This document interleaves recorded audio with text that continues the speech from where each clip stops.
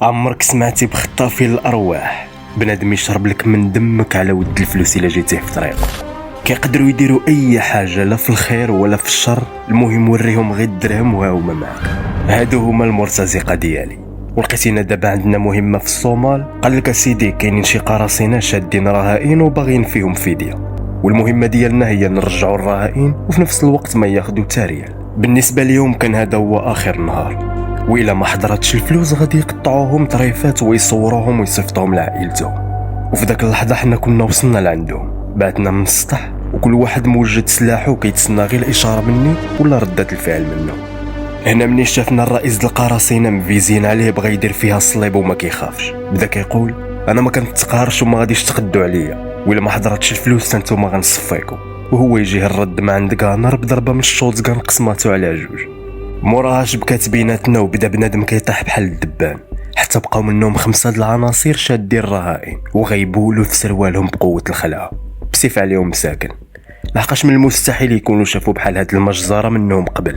داكشي علاش بغاو يخرجوها سلميا، وقال لك عطيونا الحريه ديالنا مقابل الحياه ديال هاد الناس وما بغينا لا فلوس لا والو. صراحه انا ما تقتنعتش، حنا ضربنا هاد الثمره كامله باش تجي انت تقولنا هاد الهضره. يلا خذ لك هاد القريطيسات تخباهم معك في القبر، وفي الجزء الثانيه كانوا مجبدين في الارض. ودابا تكون وضحت لكم الصوره على ما من معاشر انا، لدرجه ان واحد فينا بقوه الحماق بغى يشنق اخر واحد بقى عايش فيهم لحقاش ما قتلش بزاف في هاد الفايت. وإلا قلتي له لا يقدر حتى انت يدوز عليك. بنادم هارب له معنا في هاد التيم، ولكن هادشي ما كيمنعش نكونوا خوت ومتفاهمين ويموت معك في اي وقت الا تضطرات القضيه. حاجه وحده اللي ما عندهمش عليها الكونترول، وهي فوق ما يرجعوا عند عشيراتهم ولا مراواتهم كيلقاوهم تصاحبوا مع شخص اخر. وهادشي بحكم الوقت اللي كندوزوه في نحر البشريه واللي كيخليهم يبعدوا على حياه الطبيعيه. هادشي اللي وقع مع عشيرنا ليو اللي كان ناوي يزهيها مع مراته حتى لقاها تزوجت وفي الشهر الرابع من الحمل ديالها. صراحه اللي خلق الحرب خاصو يبقى للحرب. خلي هادشي للدراري الفريمجات هما اللي كيعرفولو، اما حنا عطينا الدم والرياد بنادم ناكلوها. ما عليناش. من بعد ما رجعنا من المهمه قصدنا خونا تون، الشخص اللي كيدبرنا على المهمات وفي نفس الوقت خدام في التطواج، ومره كيهيب لي على ظهري بشي جمجمه باش نبانو اسبوعه الا زبطنا. وسبحان الله العظيم في ديك اللحظه جاتو مكالمه ديال شي افير مجهده كيقول هاد المهمه واقيلا هي اخطر وحده دوزتيها ولا غادي تدوزها في حياتك، لحقاش الرئيس اللي غادي تواجه من السميه ديالو معروف عليه زنديق وما كيرجعش للور، وفي نفس الوقت حاكم جزيره بالحكومه ديالها وعنده جيوش مسلحه. ومني غتمشي عند مولا فير هو اللي غيوضح لك اكثر. وبالفعل تلاقيت انا وياه في الكنيسه، ومن الهضره ديالو عرفت باللي باغي يصفيها لذاك الجنرال، لحقاش كما كيقول باللي عنده استثمارات في داك الجزيره وخينا باغي يجمع له حبه بتبن. داكشي علاش مقابل 5 المليون بغى الراس ديال الجنرال. النص غناخدها دابا والنص على ما تكمل المهمه. بطبيعه الحال غادي نوافق. واش كاين شي واحد كيرفض النعمه؟ هادشي خلاني نعزل من مجموعتي غير العناصر المزيانين باش ما يكونش الغلط، والواحد اللي قررت بنديش معايا هو كانر، السيد مريض نفسيا وما كيتحكمش في اعصابه، وفي نفس الوقت ماشي تيقال بحال هاد المهمات. تجمعت مع الافراد الاخرين، حطينا خطه ودرسنا الجزيره، ولكن قبل قررنا انا وليو ننزلوا نشوفوا الاحوال ديالها باش تكون من بعد سهل الاقتحام. داكشي اللي وقع. قصدنا جزيرة فيينا متقمصين شخصيات علماء الأحياء وكان مساهل ندوزو باسبورات مزورين. بدينا كنتساراو فيها وشفنا كيفاش الجيش كيعامل المواطنين من ضرب وقمع. موراها قصدنا قهوة وصدفة غنتلاقاو بنت نقدروا نقولوا عليها هي المسؤولة السياحة تما. بدات كتدورنا من بلاصة لبلاصة بالطوموبيل، ومنها خدينا معلومات مزيانة على هاد الجزيرة. طلبنا منها توصلنا للقصر زعما نشوفوا كيفاش داير، ولكن حنا في نيتنا حاجة واحدة أخرى. ليو نزل بعيد شويه على البلاصه باش يطلق عينيه ويشوف واش كاين الخطر. كملنا طريقنا انا والبنت، وفي اللحظه اللي نزلنا داروا بينا العسكر. بدات كتشرح ليهم باللي هذا سائح، ولكن هما ما كيعرفوش هذا الشيء. بداو كيضربوها وانا كي بغيت نتدخل زربوا عليا من اللور، ولكن ليو كان حاضي كل شيء. فاش بقات بيناتنا وخرجنا جميع المهارات اللي تعلمنا حتى صفيناها ليهم، ومن بعد هربنا بالطوموبيل. في ذاك اللحظه كنوصل العسكر الاخرين شنو واقع، بقاو تابعينا وحنا كندريبليو فيهم في الدروبه ديال هذه الجزيره حتى وصلنا لقدام الجمارك. انا اختاريت نتخبى من لورد البوابات الخروج باش الا كان شي هجوم على الطياره عن قرب نرداو. اما اللي ينقص الطياره مع داك البنت اللي رفضت اصلا تركب معاه فيها، وكان مطلوب منه يشغل المحرك ويتسنى 60 ثانيه وينطلق. وبالفعل كيحسوا بالطياره بغات تقلع بغاو يطيحوها، ولكن انا تكلفت.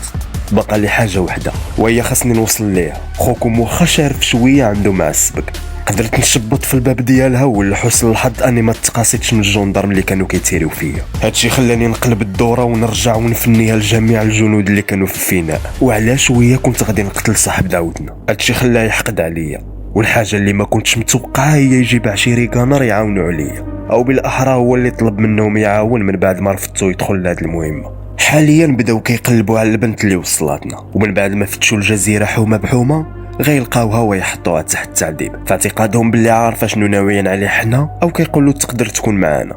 صراحه انا كنت ناوي نلغي هاد المهمه، اكثريه من اللي عرفت باللي هادشي حسابات ما بين رؤساء الجيش بيناتهم، وما عنده حتى علاقه بالاستثمارات في داك الجزيره كما قال لي خينا. ولكن التفكير ديالي في داك البنت وكيفاش تخيلت العذاب اللي كدوز بسببنا خلاني نفكر نرجع لداك الجزيره ونجيبها معايا.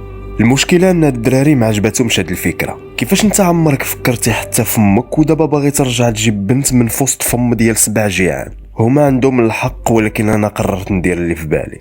هزيت الطوموبيل وقصت الطياره حتى غلقى عشيري طومي تا هو بغى يزعم معايا. صدق رجوله. شدينا الطريق وفجاه غيخرجوا لينا طوموبيلات باغيين يحصرونا وبداو كيتيريو فينا. الحديده اللي عندي مضاده للقرطاس، هادشي خلاني نزرب عليهم ونهرب، وعشيري طومي رجع اللور وبدا كيتيري فيهم تا هو.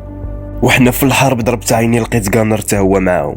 ياك اخويا الزوين، بدينا كنخربقوا فيهم في وسط الشانطي حتى فنيناهم كاملين من غير خونا الغدار كانر اللي مازال كيقاوم فينا، حتى دخلنا في واحد الكراج مهجور وصدفه غتقلب بينا الطوموبيل. اما عشيري طومي كان نقص قبل من هذا الشيء اللي خلاه يتساطح مع كانر اللي داير كيلبغل وما وقع له والو بسبب هذه الحادثه. بداو عندك واخا طومي ضعيف عليه جاب روحو معاه، ولكن في التالي كان غادي يقتلوه. جاب الله كنت فقت انا وضربت الغدار بقرطاسه للكتف خلاته منشور في الارض.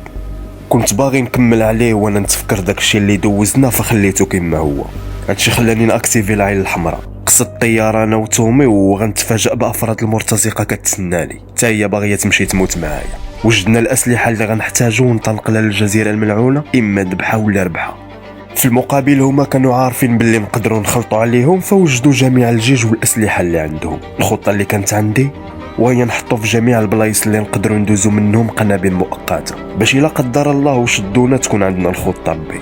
تفرقنا بيناتنا وكل واحد كان كيدوز من بلاصه كيحط فيها قنبوله ويفني معاه حتى 10 من الجنود. أرانا أنا بديت كنقلب على فين مخبيه البنت، ومباشره كيف لقيتها حاولت نفكها حتى لقيت راسي مدور بجنود مع راجل صحيح هو اليد اليمنى ديال الحاكم ديالهم. بداو كيضربوا فيا ويجبروني نقر شحال من واحد فينا هنا، حتى غنلقى 2 من المرتزقه ديالي هابطين من السما وبداو كيشرشموا في بنادم. كل واحد فينا بدا كيتحارب مع مجموعه، وانا طحت في داك خونا الصحيح اللي بغى يقتلني.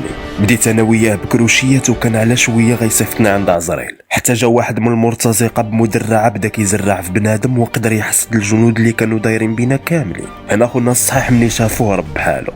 في المقابل البنت كانوا وصلوها عند الحاكم ديالو، وحنا داك الساعات محاصرين الجيش من تحتهم. بقات عندنا فرصه وحده وهي نفجروا المبنى باش نقصوا علينا شويه من الجيش. حاجه اللي كانت منعانا وهي البنت، ما جاتش حنا جايين على قبلها، وفي التالي نفنيوها حتى هي.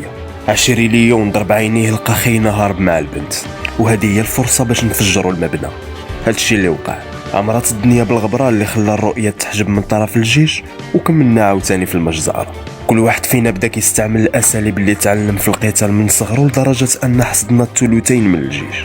خونا اللي هرب مع البنت كان قاصد الهليكوبتر باش يهرب من هنا. انا داك الساعات بالمساعده ديال كاي قدرنا نلوحوا صاروخ عليها ونفجروه بالقرطاس. فالحاكم ما بقى عنده حتى حل من غير يهددني بداك البنت، قال لي لوح السلاح ولا وداها. درت اللي طلب مني، ولكن زرب عليا بقرطاسه والحمد لله جاتني غير في الكتاف. وهو كيتحاور معايا غمست خيتي دفعاته وانا نعمر له صدرو بالقرطاس، وفي نفس الوقت العيون طعنوا من اللور. وكانت هذه اصعب فايت دوزتها في حياتي، ولكن في المقابل قدرنا نرجعوا للسلام لهاد الجزيره. لغد ليه وانا غادي بحالي عطيت للبنت الرقم د حسابي وتاخذ منه ما تحتاج من الفلوس، وكنت باغي يعني نبقى معاه هنايا، ولكن الظروف ما كتسمحش. طلعت للطياره وقال لي ليون ها صافي فرعتي لنا راسنا وضيعتي لنا الجهد ومغامرين معاك، وفي التالي عنقتيها وجيتي. جاوبته واش تي قلت لك حنا ماشي ديال هاد الشيء وخلينا غير في الحرب. وحد لهنا غيكون تسالى الفيلم، ونتمنى يعجبكم وتسناو محسن. بيس.